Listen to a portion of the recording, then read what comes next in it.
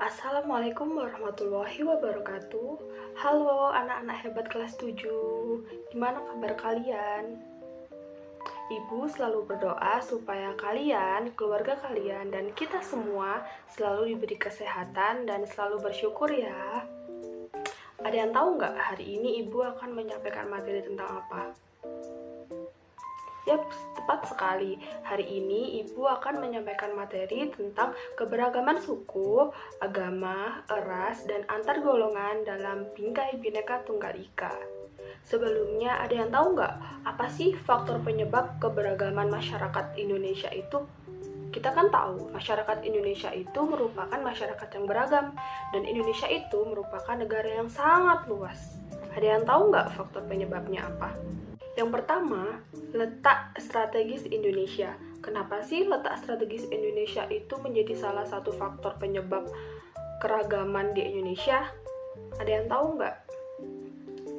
Ya, alasannya adalah Indonesia itu merupakan negara yang strategis, yang dimana zaman dulu masyarakat-masyarakat asing melewati Indonesia menjadi jalur perdagangan, dan mereka tidak hanya berdagang dan melewati Indonesia saja, tetapi mereka juga melakukan perkawinan dengan masyarakat-masyarakat yang ada di Indonesia.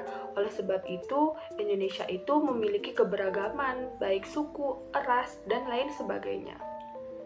Yang ketiga, faktor penyebab dari keberagaman masyarakat Indonesia adalah perbedaan kondisi alam, yang dimana Indonesia itu merupakan negara yang sangat besar, yang tidak hanya terdiri dari kepulauan dan daratan rendah saja, tetapi di situ juga ada pegunungan, wilayah pantai, hutan, dan lain sebagainya. Sehingga di setiap wilayah-wilayah tersebut, itu masyarakatnya memiliki pekerjaan yang berbeda-beda atau mata pencaharian yang berbeda-beda. Seperti misal yang dekat dengan daerah laut. Oleh sebab itu, masyarakatnya itu bermata pencaharian sebagai nelayan.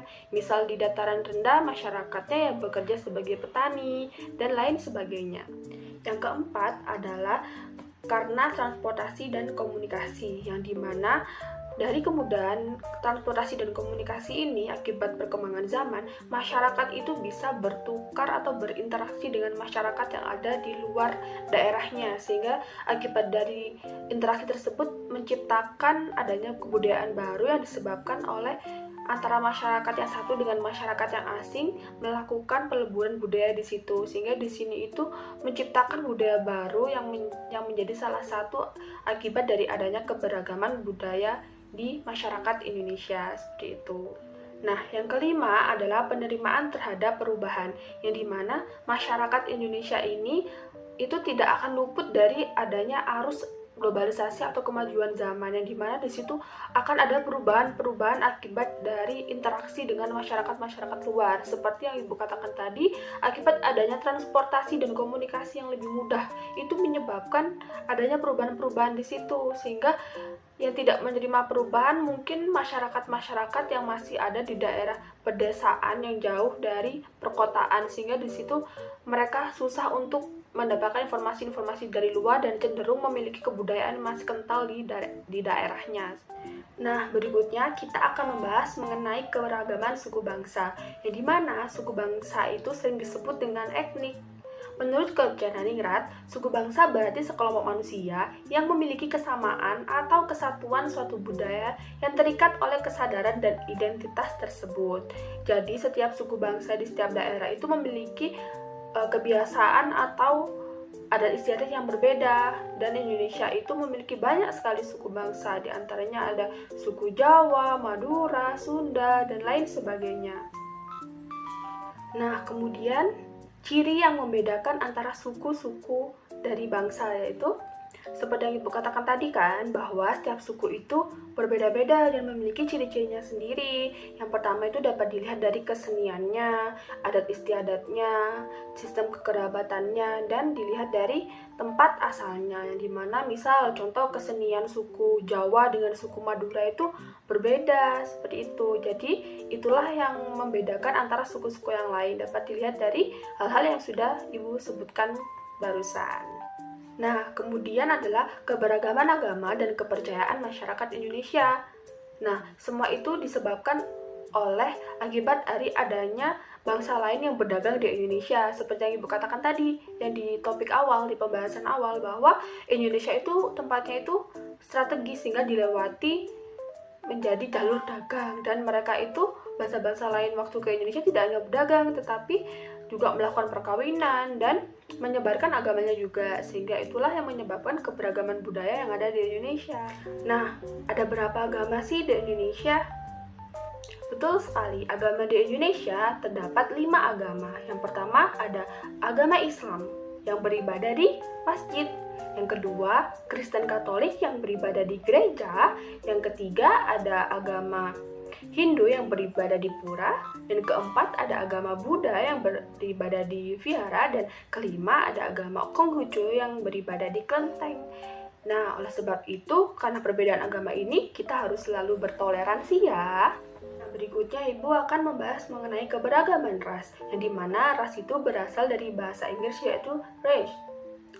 Nah, menurut Undang-Undang Dasar Nomor 40 Tahun 2008 tentang penghapusan diskriminasi ras dan etnis, ras adalah golongan bangsa berdasarkan ciri-ciri fisik dan garis keturunannya.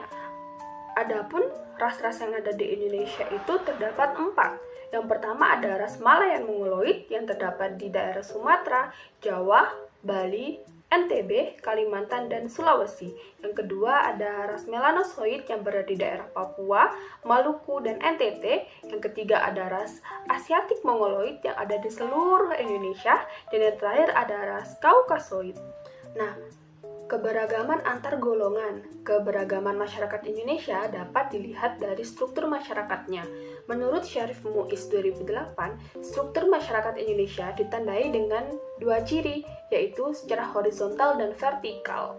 Arti penting memahami keberagaman dalam bingkai Bhinneka Tunggal Ika. Yang pertama, menurut Undang-Undang Dasar Nomor 6 Tahun 1996 tentang perairan Indonesia dan negara kepulauan, di mana Indonesia itu merupakan negara kepulauan yang terdiri dari banyak sekali pulau, sehingga di situ dihuni oleh masyarakat-masyarakat yang berbeda-beda dan beragam, baik dari adat istiadat, kesenian, ras, suku, dan lain sebagainya. Sehingga di situ kita harus mencerminkan Bhinneka Tunggal Ika, berbeda-beda tetapi tetap satu, yang dimana kalimat Bhinneka Tunggal Ika itu dari kitab yang dinamakan dibuat oleh Empu Tantular, di mana di dalam kalimat Bhinneka Tunggal Ika itu mencerminkan bahwa negara Indonesia merupakan negara yang sangat kaya dan sangat beragam, sehingga kita sebagai masyarakat Indonesia dan sebagai generasi penerus harus menghormati dan saling menghargai semua perbedaan agar tidak terjadi perpecahan. Nah, adapun perilaku toleran dalam kehidupan beragama, yang pertama, menghormati ajaran agama yang dianut dengan baik dan benar. Kedua, menghormati ajaran agama yang diyakini orang lain. Yang ketiga, tidak memaksakan keyakinan agama yang dianutnya kepada orang lain. Dan yang terakhir, toleran terhadap pelaksanaan ibadah yang dianut pemeluk agama lain. Seperti yang Ibu katakan tadi, bahwa Indonesia itu merupakan negara yang sangat besar dan sangat kaya, dan tidak hanya perbedaan suku saja, tetapi juga perbedaan agama. Sehingga di sini kita sebagai masyarakat Indonesia yang baik dan berperilaku sesuai dengan nilai-nilai Pancasila, kita itu harus saling menghargai dan menghormati agama-agama atau kepercayaan orang lain, dan tidak boleh memaksakan dan berpikir bahwa agama kita adalah agama yang paling benar, seperti itu, agar tidak terjadi perpecahan tadi. Adapun perilaku toleran terhadap keberagaman suku dan ras Indonesia yang dapat kita lakukan adalah kita harus selalu berperilaku baik. Sebagai pelajar, kita dapat melakukan yang pertama, mengetahui keanekaragaman budaya yang dimiliki bangsa Indonesia. Oleh sebab itu, kita sebagai generasi muda harus bisa mengetahui apa aja sih keragaman bangsa Indonesia dan memperkenalkannya kepada dunia luar. Yang kedua, mempelajari dan menguasai salah satu seni budaya sesuai dengan minat dan kesenangannya. Dan oleh sebab itu, kita sebagai masyarakat Indonesia tidak boleh acuh terhadap budaya kita harus melestarikannya dan menguasainya. Jangan hanya mencintai budaya dari luar. Yang ketiga, merasa bangga terhadap budaya bangsa sendiri. Nah, contohnya kita itu harus mencintai budaya kita sendiri, khususnya di daerah kita sendiri dalam lingkup yang paling kecil, tetapi kita juga harus mencintai semua budaya Indonesia dan bisa memperkenalkannya ke dunia internasional, seperti itu. Dan yang terakhir, menyaring budaya asing yang masuk ke dalam bangsa ini. Cukup sekian hal-hal yang bisa Ibu sampaikan. Terima kasih. Wassalamualaikum warahmatullahi wabarakatuh.